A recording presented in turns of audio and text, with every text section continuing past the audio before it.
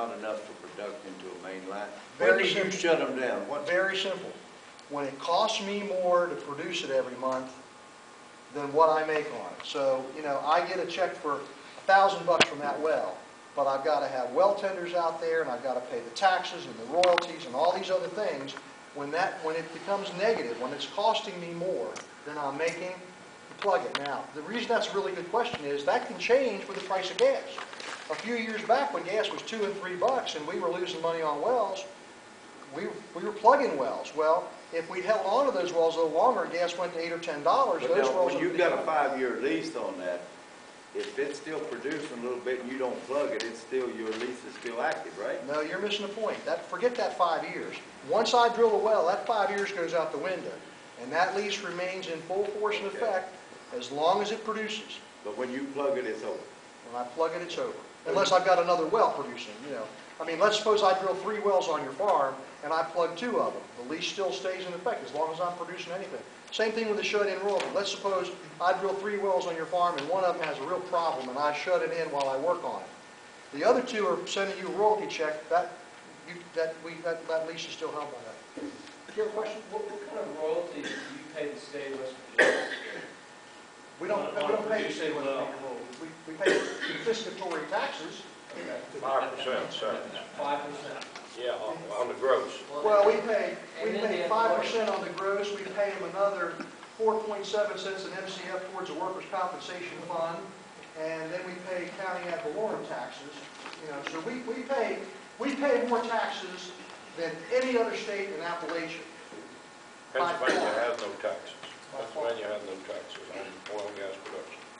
Excuse me, when you cap a well, is there times when you say, oh, well, now the price of gas is going up so high, it's worthwhile going back to get... Well, when you say cap, we say plug. When we say plug, we mean you pump it full of cement, and that's oftentimes not practical. Now, there have been places where people have gone into a well that's been plugged and drilled the plug out and drilled it down and done something different with it, but that's pretty rare. That's an exception to the rule. But if say that it becomes non-productive commercially, yet it's maybe useful for the landowner, then you don't plug it. You don't plug it, Then you no. cap it. You basically say to the landowner, here it is, you produce it. You don't cap it, you know, when you're talking about capping, you mean shut it in, just turn the valve and turn it off. Well, I'm just thinking, that how does the landowner use that gas? He's got to go in there and hire somebody to... No, well, yeah, that's a problem, and I'll talk about that in a minute, but that's a free gas issue, and I got a part here that says free gas ain't free, so. Are you talking about deep wells or shallow wells? Both, To the evening. both. And There are differences though. Yes. In regulation. there are differences. Let me give you a real quick difference, okay? In West Virginia, under the statute, what is a deep well doesn't have a lot to do with depth. It has to do with what formation it's producing from, okay? So under our statute, anything that produces from above the top of the Onondaga formation is a shallow well, even though in some parts of the state that may be 8,000 feet deep, okay?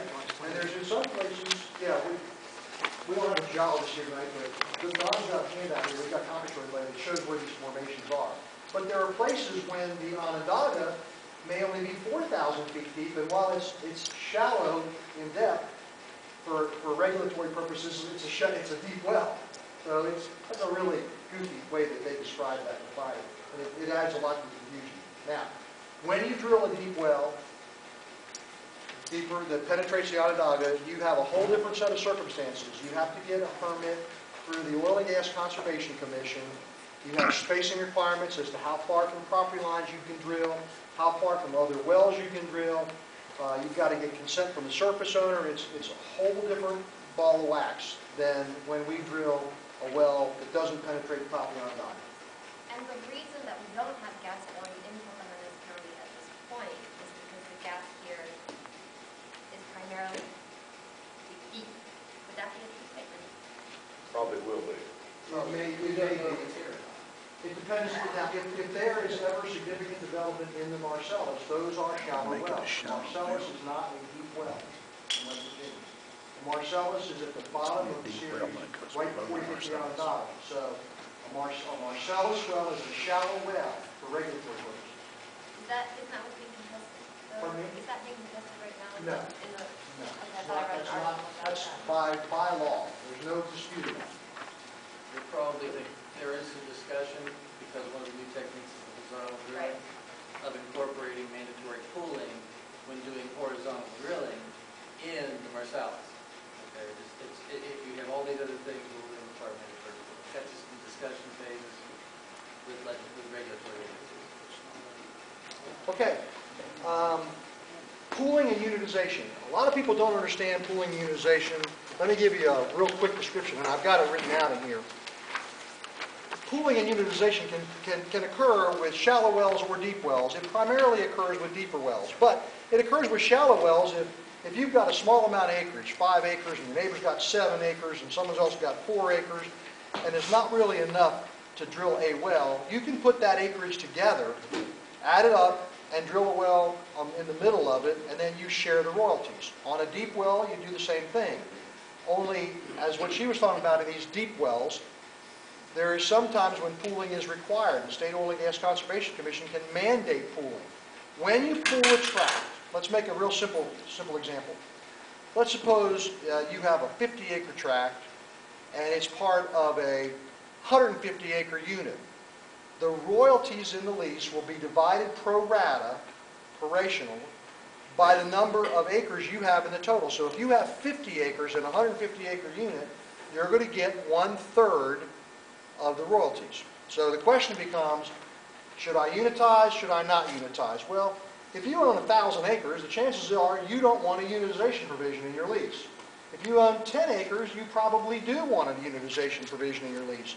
But if you're in the middle ground and you own 100 acres or something, maybe you leave the unitization provision out, and if the company decides they need to unitize, they can come and negotiate that with you later on. So, again, I'm not going to tell you whether you should unitize or not unitize. I'm just telling you that there's options in here. One thing that I'm jumping ahead of myself, but I put in here a provision that you ought to consider when you make a lease if you include unitization. That is, what happens to the acreage that's not in a unit at the end of the primary term? So you've got 100 acres and they take 20 acres off and they put it in a unit over here and they're paying you royalties on that 20 acres. The primary term expires. Is your other 80 acres held by the production of that well or not? I don't know. So I'm suggesting in here that you define that. And you say at the end of the primary term, any acreage that's not in a unit is released, and that they give you a release for that. Any questions on unitization? I'm pretty dumb about this 150-acre unit. What can you describe, like in the kindergarten terms for me, what that would be? I don't understand. Would it be 150 acres that would be shared? In other words, they would by take property? portions. Let's say it's a 150-acre unit. They would have taken portions from 2 or 3 different leases. Okay. They would take 25 acres from you and 50 acres from you and 75 acres from you, and they put it together and make a unit. Who is they? The company, the lessee. Except for, getting back to the first scenario, where you have the Oil and Gas Conservation Commission involved on a deep well. Let's suppose you're a royalty owner and they drill a well near you and you think you're entitled to royalties from that well, but you're not in the unit. You can go to the Oil and Gas Conservation Commission and file a complaint and say, I think I should get part of those royalties. And then the Oil and Gas Conservation Commission will hold a hearing and they will take evidence as to what should happen, and then they can rule, they can change that unit. They can even take a tract that's not leased and force pool it. Now, if I own the property that isn't in the unit, and I did not sign a lease, and they can actually pay me even though I didn't sign a lease? Yes. But then, You could have a lease that didn't have a unitization provision in it, right. and they could make you unitize it on the deep stuff only now. Or you could have no lease at all, and they could come and say, Mr. Jones, we think that this part of your tract is being drained, so here's a check. And the Oil and Gas Conservation Commission has the right to make those kind of calls. And since I didn't take the risk with that unit, do you then charge me for all the expenses and all that? As a royalty owner, you take no risks, period. You don't pay any costs associated with drilling, engineering, completion, any of that stuff, or taxes. So the royalty owners don't take any risk at all, other than the risk of having somebody on your land, of course, which is certainly something. Okay, if I'm beating a dead horse, tell me to be quiet, but I went to another meeting and they were telling us that if you don't sign a lease, if they, like, you get a fence line, somebody drills a well next to you, and you don't sign the lease, that they could end up having to pay you, but they would charge you the $1 million it took to drill the lease. No, absolutely 100% false. We were told that. False, He's right. false. No, that's That's totally not going to happen. Now, let me tell you something that could happen, and some people will threaten you with this, and don't be threatened. But, you know, if you've got a 100-acre tract and somebody comes right up against your property line and drills, West Virginia is a capture state. And now, anything that's a shallow well, forget the deep wells for a minute that may require pooling. If somebody comes up against your property line and drills a well, then yeah, there's chances that they may be getting some of your gas, but there's nothing you can do about it because that's well established in the law that West Virginia is a capture state. That's why you want a lease, because you know you've got some geologist sitting in there looking at the map trying to pick where he's going to drill. He doesn't care. Understand that. He doesn't care who gets the royalty check. He cares about what the well makes, and he'd just as soon pay you as you, you know. So he's looking at the best geology, and I've heard people do that. I've said, well, if you don't lease, we'll drill right up against your property line. That is a low-life, terrible tactic, and it's reprehensible. Hey, what happens if your land is right at the foot of a big mountain that's owned by the National Forest, and they put that well I think that's there? a great place to drill and drain the government, but you know, let me tell you, these guys will tell you they've been involved drilling on national, you know, lands. You can imagine what dealing with the federal government's like. It's not a pretty sight. So sometimes if you've got a piece of property like that could be attractive. That makes it more valuable, right? But if it's a deep well, they could still be, you know, pulled in. So Norman, it's even better to get up extra storage. yeah, they put it in, you take it out. I saw a question back there. Our geologist didn't hear tonight. I'm not. I was specifically told by coming in my living room that they ran 600 square acres. No, let me tell you what 640 acres is. 640 acres is a square mile, and that's the maximum under West Virginia law that you can unitize. In other words, you can't unitize 641 acres. Your units cannot exceed 640 acres. And I can't imagine a single well draining 640 acres. But let's not forget horizontal drilling. So, you know, that changes everything. So the minimum unit size in the state of Pennsylvania is 640 acres? No. Maximum. Maximum. And I think for oil, so don't quote me on this, I'm out of my league here. I think it's 160 for oil and 640 for gas, but don't quote me on that. That's off the top of my head. Can I lease only the Marcellus, or do I have to? You lease can. all my? Nope, you can lease whatever you want. You can lease just the Marcellus, you can exclude the coal bed methane, you can do what you want. You know, in this big acreage play you've seen where all these prices are going so crazy, I have friends that work for all these different companies, and you know, Chesapeake's out here drilling like crazy, Equitable Gas is drilling like crazy, Cabot, all these people are drilling Marcellus wells. The one company whose name you didn't see in that picture was Dominion. And it's like, these guys are either the smartest guys in the world or the dumbest, because they weren't out here playing the Marcellus game.